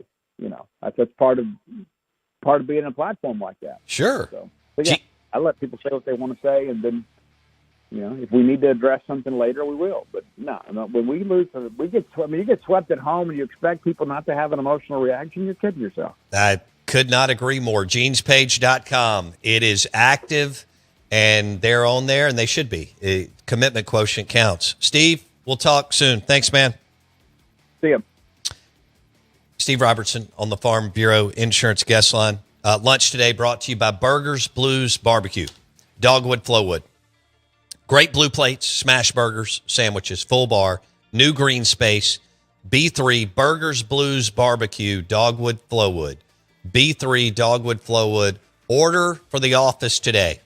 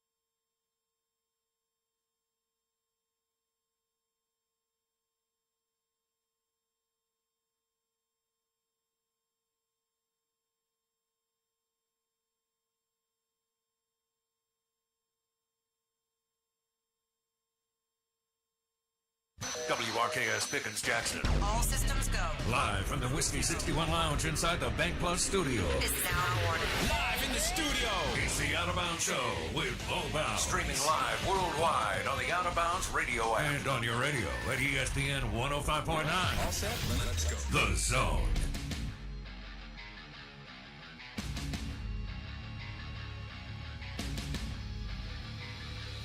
Show me the money! Good morning. Welcome into the Out of Bounds Show, ESPN 105.9 The Zone. This segment's brought to you by my good friend Patrick Kelly, Finch and Kelly Clothing Store, right there on the square in Oxford. Great place to pick up some Ole Miss merch or a custom sport coat or suit. Finch and Kelly in Oxford. This is 105.9 The Zone, ESPN. And we say it all the time. Mike Bianco is going to outlast all of us, regardless of how old you are. We want to welcome in Brad Henderson, Ole Miss baseball analyst, hell of a player for the Ole Miss Rebels, too. Ole Miss has won 5 of 6, and they swept LSU over the weekend. Brad Henderson, if I would have told you that Ole Miss was going to do this the last 2 weekends when you were walking out of Swayze after Mississippi State swept Ole Miss, what would you have said to me? Pass me whatever you're drinking. No, it's been an amazing, an amazing thing to watch. Just kind of the perseverance, right? I mean, you get swept at home by your rival, just not swinging it well, not playing it well, and you go to Florida and you win game 1. Of course, when Hunter throws and good things seem to happen. And then we go 20 scoreless innings, and then find a way to win it in game 3 in the 9th inning and score 5 runs and win 5-2. And since then, it's been a unique team to watch, right? We just weren't used to it, and boom, here they come. And obviously played extremely well this weekend. But I think that the kicker to all of it, Bo, is if you keep up with it, we are really, really good on the mound, and anytime you can pitch it, you give yourself a chance. Yeah, and you just mentioned Hunter setting the tone, and then you got guys left and right stepping up. So, I mean, did you see this before the season when you were talking to the coaches that once people got healthy, things started rolling, that this pitching staff had this, outside of Hunter, that this pitching staff had this kind of potential, Brad? Yeah, I did. Now, you never know how it's going to unfold, but every year I sit down with the coaches and kind of go over arms and hitters, and I talked with Joe Manger, and he said he felt like I think we had 8 pitchers drafted last year. He felt like we could have more than that this year. Wow. So he felt like we were extremely deep. It was just a matter of putting the pieces together. You knew Hunter was going to be one of those guys. You felt like Cade had a shot to be a weekend guy on how he threw, based on how he threw during the fall. And then it was just kind of was it going to be Libert? Was it going to be Rabe? Was it going to be Calhoun? Those 3 guys were kind of vying for that 3rd spot on the weekend. And it's taken 4 or 5 weekends to kind of figure that out as far as roles go. And so, Taylor Rabe yesterday through 6 was, he hadn't given up a hit. And, and so really this weekend we were 1A, 1B, 1C. I don't know if you can pick one guy out and say, boy, he was so much better than the other ones. And so you feel pretty confident, barring injury or barring just a collapse, this is what you're going to see the last 5 weekends in conference play. As far as the rotation goes, now you see Hooks on the back end as a closer. And so now and you're going to see Calhoun, Robertson, Koenig, Libert, those guys in that relief role. So, I mean, that's a good thing, if you can kind of distinguish those roles, with 5 weekends left. Yeah, I could argue you had 3 MVPs on the mound this weekend, Indu, right? Yeah, there's no doubt. And look at it. I was ironically, about 10 minutes ago, a cousin of mine who's a big Mississippi State guy, we go to Florida and win 2 out of 3. We gave up 8 runs. This weekend going into yesterday, we had given up 5. And, of course, we had the one bad inning where we gave up 7 runs in the 7th, but we still only gave up 12 runs to LSU. 12. So, I mean, do the math. You average giving up 4 a game. You win a lot of baseball games when you do that on a weekend. It's amazing what Joel Mangum's done with this staff and what these kids have done as far as being able to execute pitches in big-time moments to get you off the field. The one thing that other than the crazy 7-run inning, and I get it, it happened. The numbers don't lie. We very rarely give up big innings. You may get us for a run or 2, but you very rarely see that 3-run homer against us or a 4-run inning. We kind of figure out how to minimize damage, and we get off the field, and it allows our offense, who's finally starting to kind of come alive 1 through 9, to get us back in it and ultimately have some success, especially over the last 2 weekends. Yeah, what are you seeing on the? I mean, I know you like to generate runners through walks and then hit the long ball. What are you? You're there every single pitch. What are you seeing, Hindu? Well, we just weren't getting any production really from 6 through 9, and now you're starting to see Federico really heat up. I thought he was extremely good all weekend. Randall's getting you some big hits down in the 8 or 9 hole. Foley had a big home run on the weekend, a couple big hits, and then the emergence of Owen Pano this weekend in that DH spot in the 9 hole. When you stretch the lineup and you're not having to be so heavily, with Fern, Utermark, and Becerra, you take some of the pressure off those guys, then, you kind of get this thing rolling in the right direction. And like in any sport, it's all about confidence, and it can go one way or the other. And, 3 weeks ago, it was going the wrong way. And now those guys have figured it out, and credit Mike Clement. He stayed true. He stayed with them. They bought in, stuck with the approach, and obviously it's starting to pay off. And Joel Manger was from Bianco, got him from the Minnesota Twins organization. Is that right? Guardians, Cleveland. Okay. All right. Got it. I knew he was in MLB. Man, he's done a hell of a job, hasn't he? Yeah, he's been terrific. And I think the biggest key for anybody in that position is the player's trust in him. Right. And those guys just, whether it's on the field or off the field, he's in constant communication with those kids, and they just have the utmost respect for him. And man, that's 80% of the battle right there. Okay, this is a short segment, but we're going to have you on again. The last 2 weekends, as we wrap it up, who's the MVP? Whew. That's a great. I'm going to say Walker Hooks. He's kind of established his role now as the back end closer, and over these last 6 games, of course, he didn't pitch in all of them. I think he's had a win and 3 saves. Dang. In four of the 6 games. Of course, we won 5 of the 6. So for him to kind of emerge as the closer and be kind of that dog there on the back end, I'll go with Hooks. He's been that good. Wow. Well, Brad Henderson, Ole Miss baseball color analyst. They won 5 of 6, swept LSU, and now they play Southern Miss here at the Mud Monsters Park tomorrow night, and then go to Knoxville. Is that right, Hindu? That's correct. That is right, Bo. All right. Congratulations. I mean, Bianco, you can't ever. I've said it before, Brad.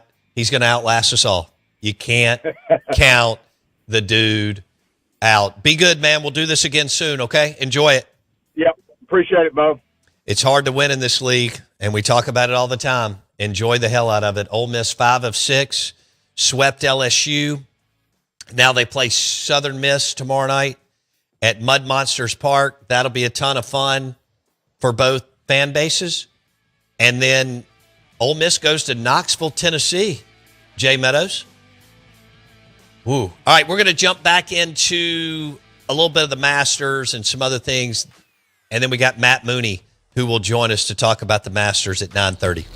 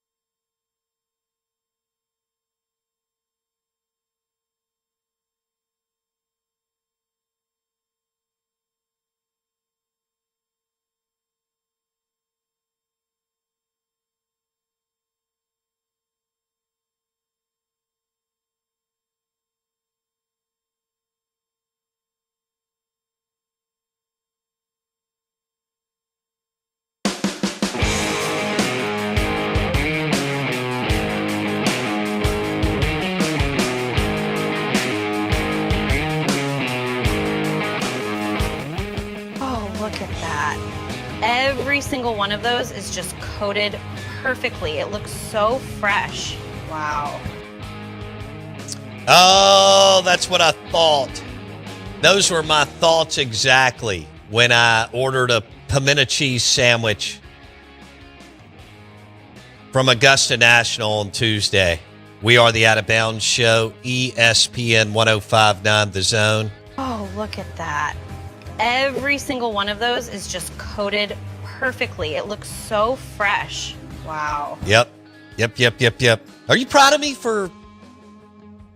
I mean, I ate several bites of a pimento cheese sandwich, which I've never woken up or thought throughout the day, damn, I've got to have some pimento cheese. Okay, one. No. Two, you like to give me a hard time. I ate almost a whole ice cream Georgia peach sandwich from Augusta National on Tuesday. That's impressive. I think I may be the reason why Rory won. I think there's a direct correlation. First of all, I saw him on Tuesday. Well, then there we go. He probably saw me. Yes. Lit the fire even more to win back-to-back green jackets. Yeah. And kind of the rest is history. I mean, you graced his presence. Yeah. And gave him, what the winners need. I just did a point. Oh, that's all you needed. Right. So you gave him the winning formula. I gave him the winning formula. Clearly. Right. He's welcome.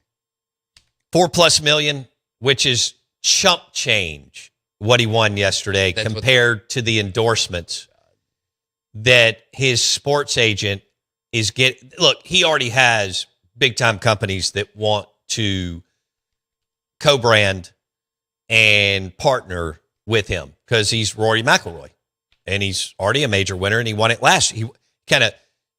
He completed the slam last year of having all the majors. Yeah. And then he comes back and he goes back to back. And, Rory's got a little bit of bite in him, which I'm okay with. Vanilla and boring, no thank you. And he is the voice of golf right now. Tiger is too, but he needs to go get some things cleaned up in rehab or whatever. Sure. And I wish him the best. No doubt. But Rory wins. Yeah, he won 3 million. That ain't what he won. But I would love to know how many companies have pitched him between last night and this morning already with his agent and agency, which I assume is CAA, but it could be somebody else. And what deal will he doesn't have to pick that many deals. No. So whether it's 2, 4, whatever it is, what deals will Rory McIlroy pick? He'll make hundreds of millions over the next 30 years just for what he did going back to back yesterday and last year. And he could still win several more majors. Right? Yeah, how old is Rory? I don't know. I think he's 36 or 7. Okay, so he's still young. So he's got a good 10 years of prime. No, he's built right. He's compact. I know Scheffler's tall and long with the torso and strong as a bull too. But you saw yesterday, y'all were watching.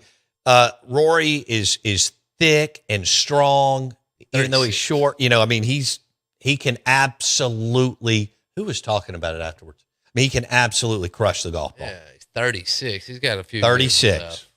God, when did he win the first one? At 20? Because then he went 10 years. Good Lord, he won it in 2011. He was 20 years old, and that had been. Okay. He was born in 22-ish. He was born in 89, won it in 2011. Grew up, his parents both worked 2 jobs. They've talked about it before. I read a Cigar Aficionado article on him 16, 17 years ago, how his dad worked 2 jobs, his mom worked all the time so that they could keep him on the golf course. It's an incredible story. He did not come from an affluent family.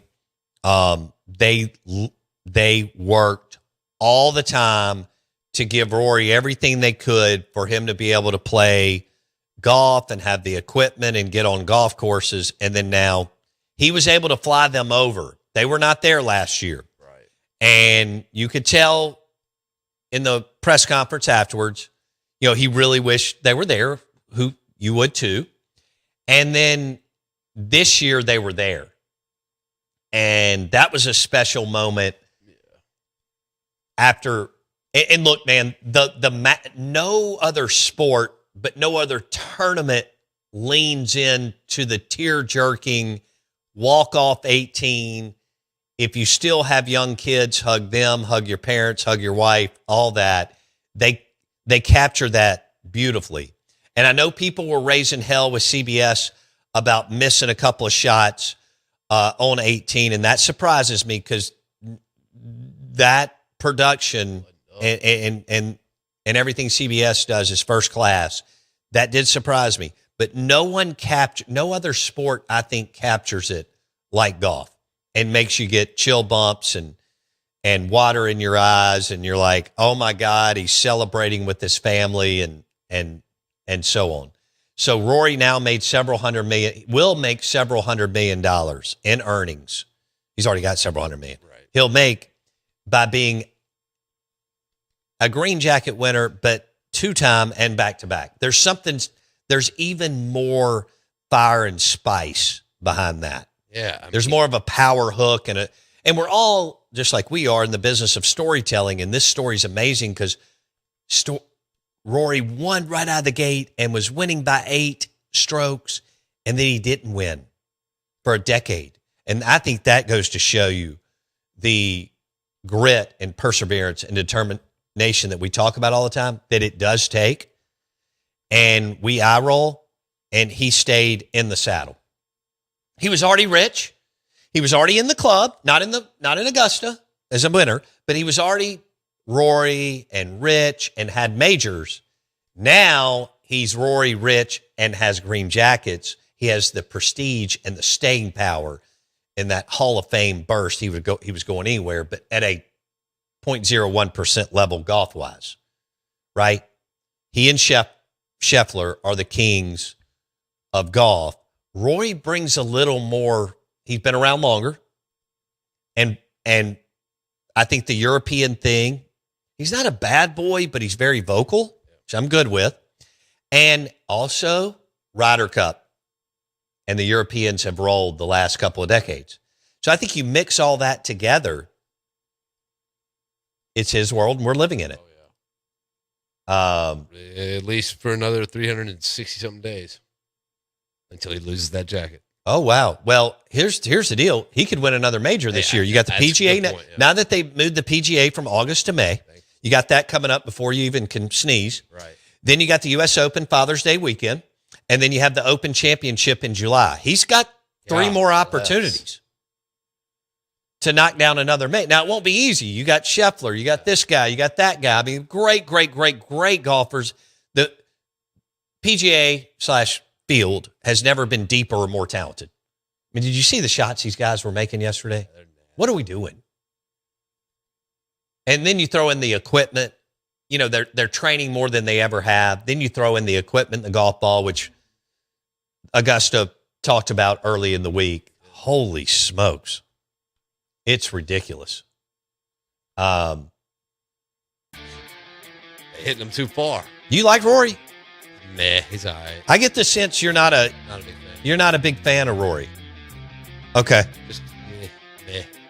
Wilkes wanted Justin Rose or Sam Burns to win.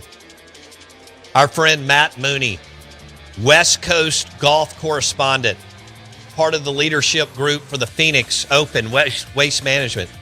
Played golf at Mississippi State University, undergrad and grad at the Mississippi State University College of Business. He has done very well in commercial real estate. Good dude. Matt Mooney will join us next on the Out of Bounds Show, powered by Dancing Rabbit Golf Club and the Azaleas and the Oaks course. Book your stay and play now. DancingRabbitGolf.com.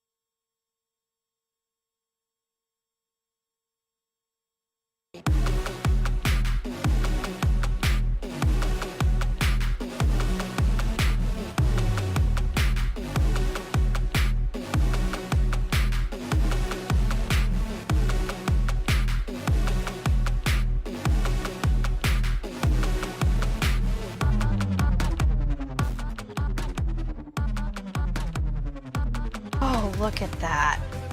Good morning. Out of bounds, 105.9 The Zone, ESPN. Oh, man. What a weekend. Rory McIlroy, back-to-back. Green Jackets. Masters champ. He is the toast of the golf world. Not just here, but worldwide. And that was one hell of a tournament and phenomenal leaderboard. And Rory was able to hang on. Scotty misses the putt to take it into sudden death, among many, many other shots. But great play by all these guys. And we want to welcome in golf correspondent, also part of the leadership group for the Phoenix Open, Waste Management. Mississippi State grad, played golf at MSU. College of Business grad, undergrad and grad. He is Matt Mooney on the Out of Bounds show and the Farm Bureau Insurance guest line. Matt Mooney, what did you think about Sunday at Augusta? Incredible.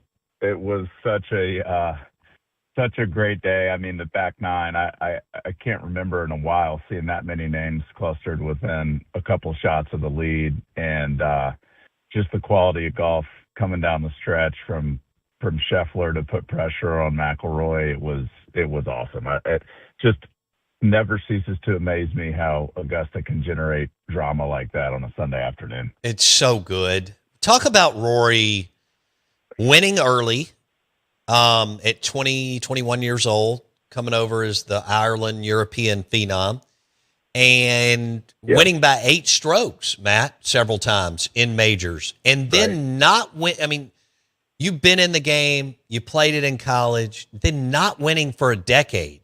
And how that, you're already a star, you're making a ton of money, but you want to be adding majors, and then now coming back, Matt, and going back-to-back at Augusta.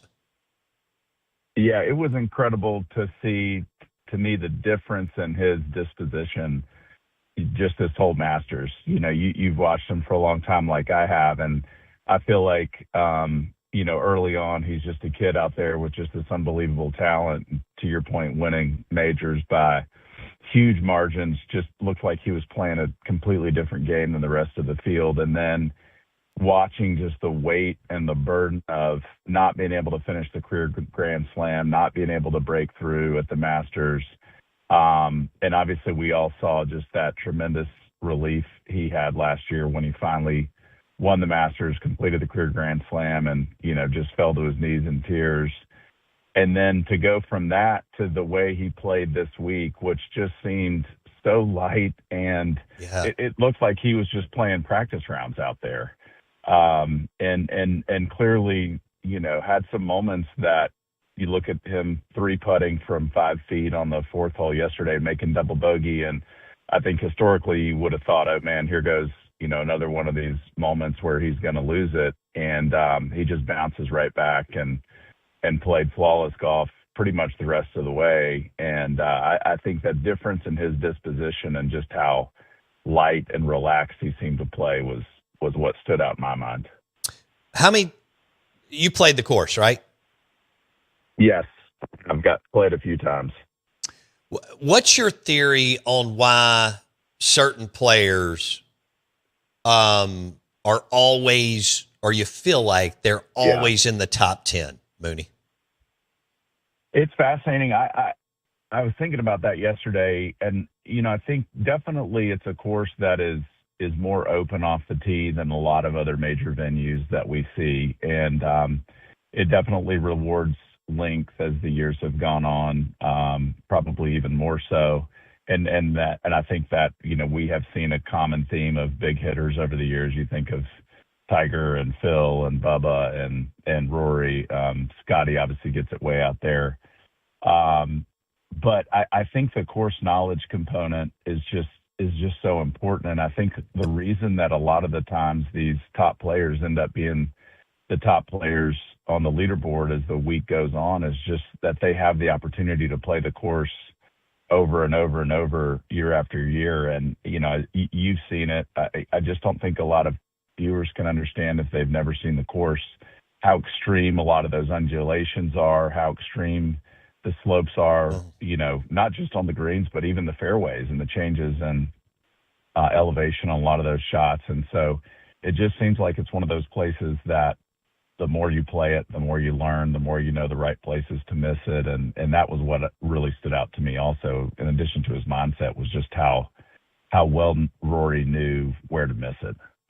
What, I don't know if you saw this, but they asked him about the lead up to the tournament, Matt. And look, he's one of the top 5 players in the world, right? So he can now pick, the drill. He can pick and choose.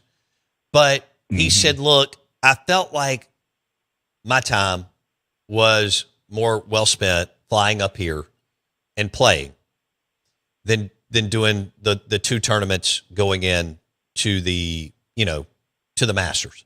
Yeah. What was your, and I get what he's saying. Yeah. What was your takeaway on that, Matt? Yeah, I mean, the PGA Tour probably didn't love hearing that comment. No. I thought that was really interesting as well. And look, I agree. I think he's at the stage in his career where clearly the majors are just a completely different level of focus for him.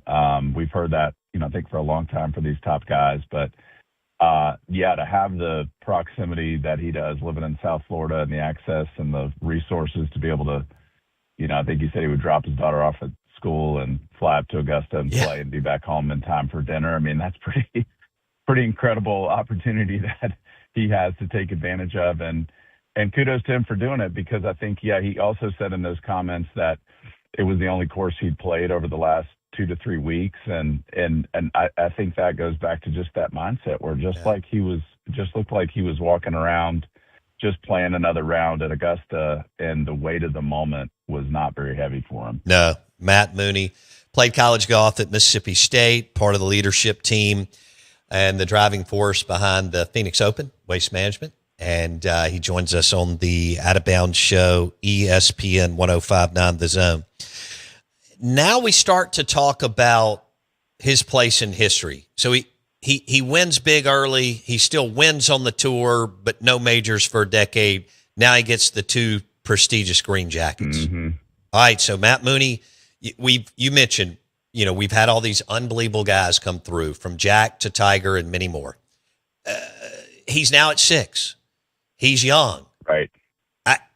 Everything's in front of him, Matt, to knock down 2 more or 3 more or 4 more. Who knows, right?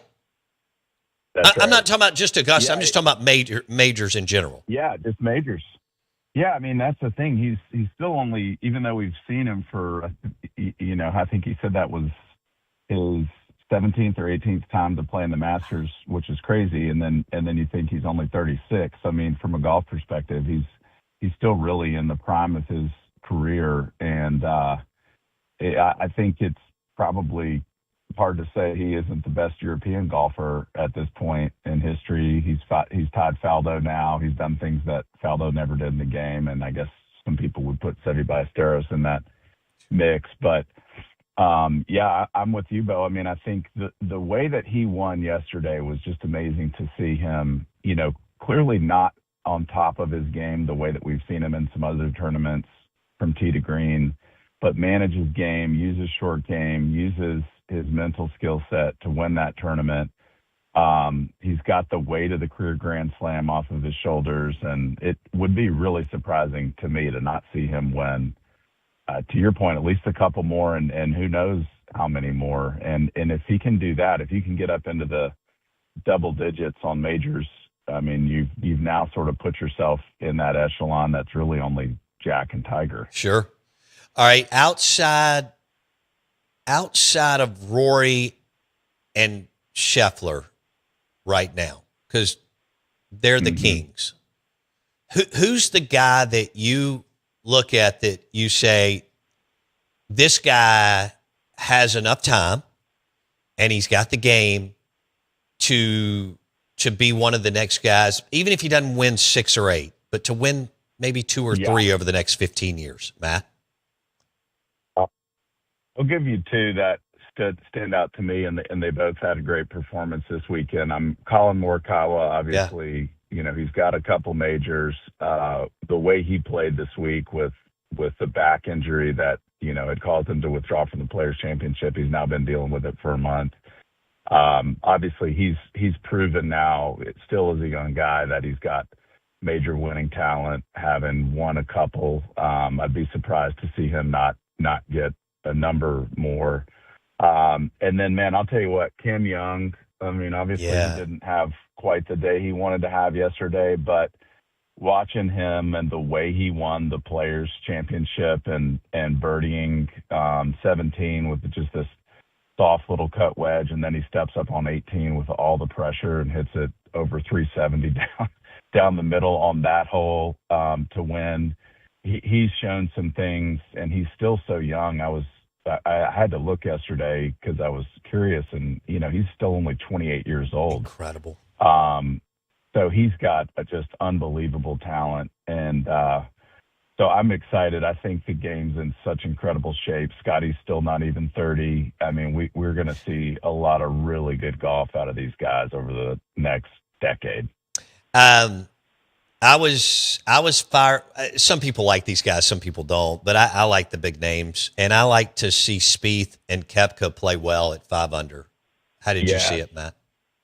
Yes, we've missed those two in the game, in my opinion. I mean, I'm huge fans of both. They're different types of players, but it's so nice to see Jordan Spieth, who I think, hopefully we look back at kind of exactly like the parallel you were drawing with Rory earlier, and he comes out, he's young, he wins a few majors, and then you haven't heard much from him on the major scene over the last decade, but he's showing some real flashes. It seems like that was a great week for him. I would love to see Jordan, back in the major winning circle, and then man, the game's just better having Koepka in the mix. I'm so glad he's back on the PGA Tour from Live, and it certainly seems like he's really starting to trend now that he's back, getting that more routine 72-hole competition amongst the best players in the world on the PGA Tour, and I hope we see him back winning another major again soon too, because those are just two great draws for the tour. Yeah, me too. And I like the villain component. Being in radio, you want, the squeaky clean guys are great, and then you want a little bit of villain. Like, Wilkes and I saw Patrick Reed on Tuesday. Yeah. He's out there playing by himself, which I'm fine with. But he plays that, this. He's already a winner. He plays that course really well too, Matt. He does.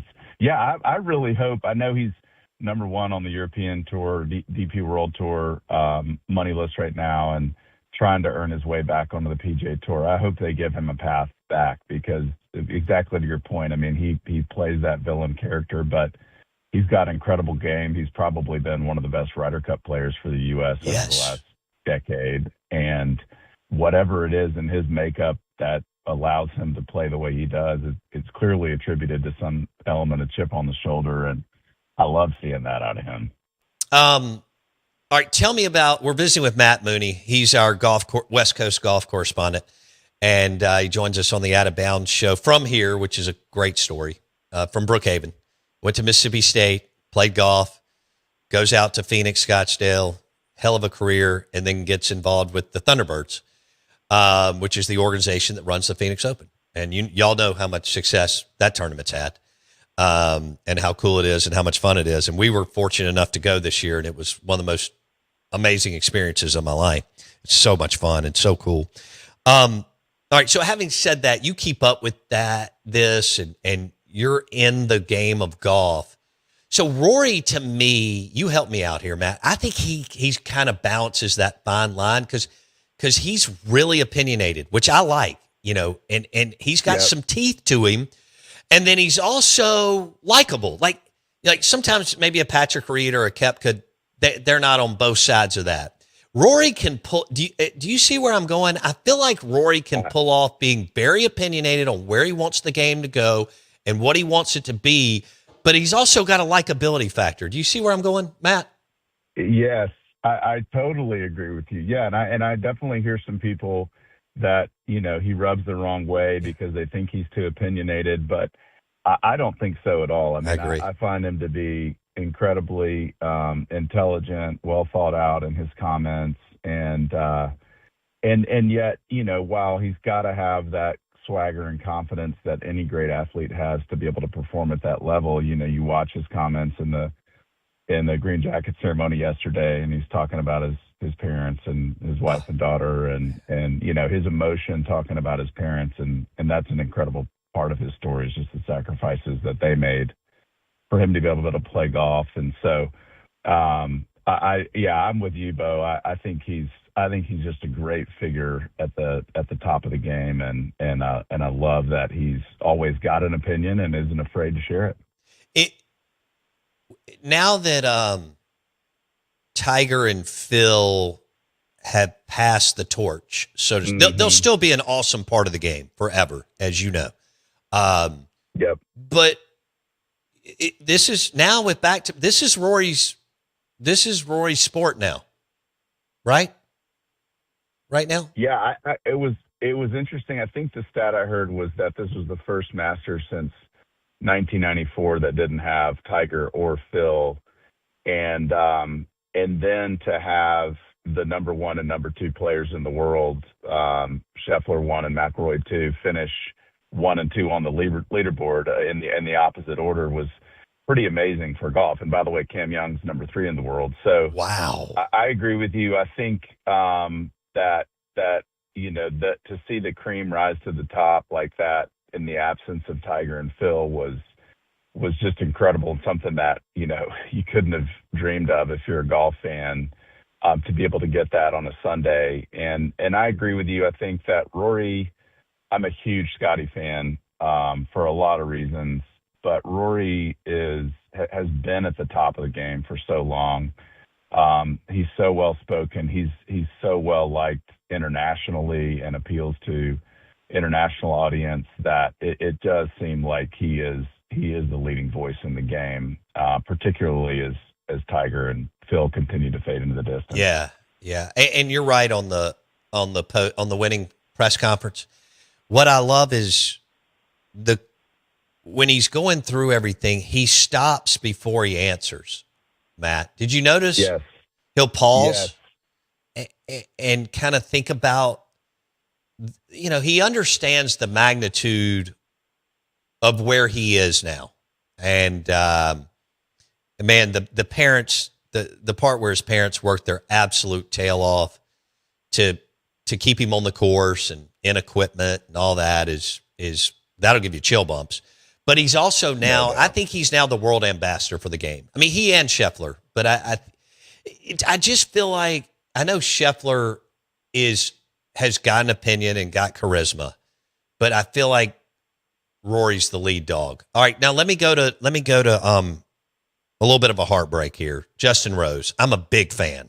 Matt Mooney, and too. I don't know how much you know more about the game. Even though these guys are in better shape, he's 45, he'll be 46, whatever, when they come back next year. He plays it well.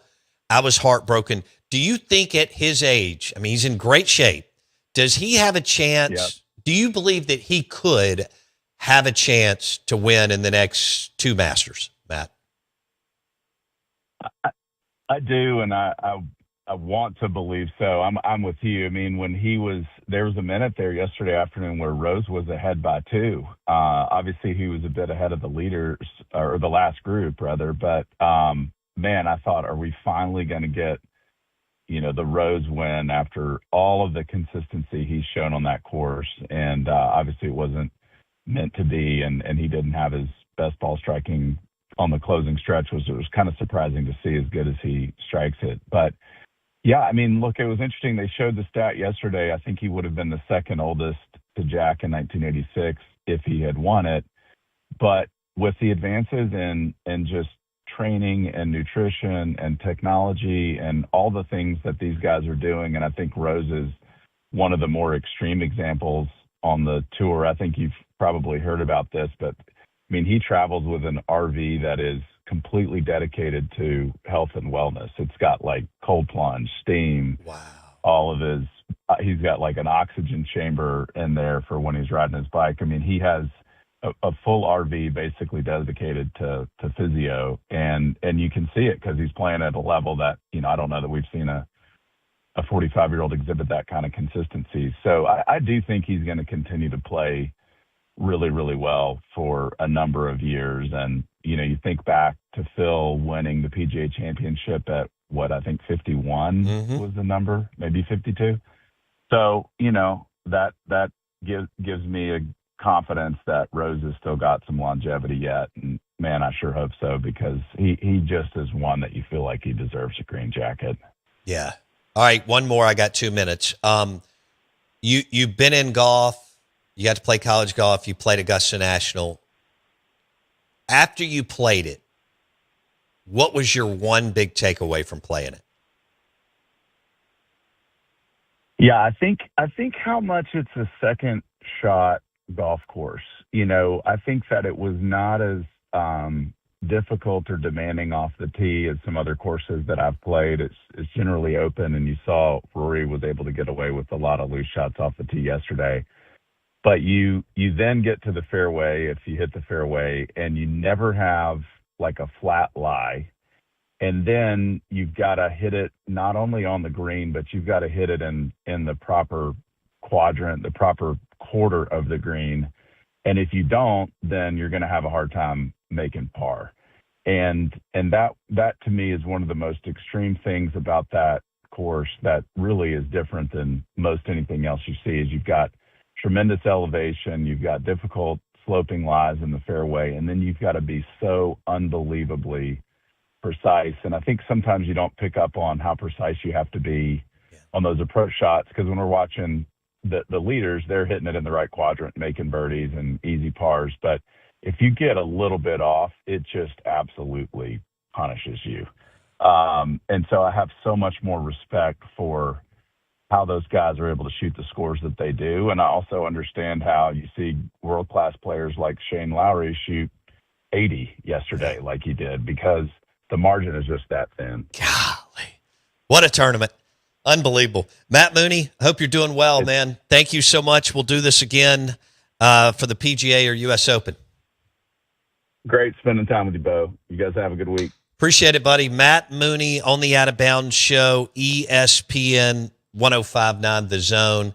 And he's been heavily involved in the Phoenix Open through the Thunderbirds organization for a long time, and played college golf at Mississippi State. Undergrad and MBA from the Mississippi State University College of Business. And if you want to find out more about the College of Business on the campus of Mississippi State University, go to business.msstate.edu. Scott Grawl, who played Power 4 baseball at Iowa State, is taking that competitive drive and competitive temperament and leading the way as the dean of the College of Business at Mississippi State University. Also, if you're an alum and you want to get involved, you want to support the College of Business, you want to reach out and email Scott Grawl, you can find him right there, business.msstate.edu. Enjoy the day. Lunch today brought to you by Burgers Blues Barbecue, B3, Dogwood, Flowwood, and their new green space, Blue Plates, Smash Burgers. See ya.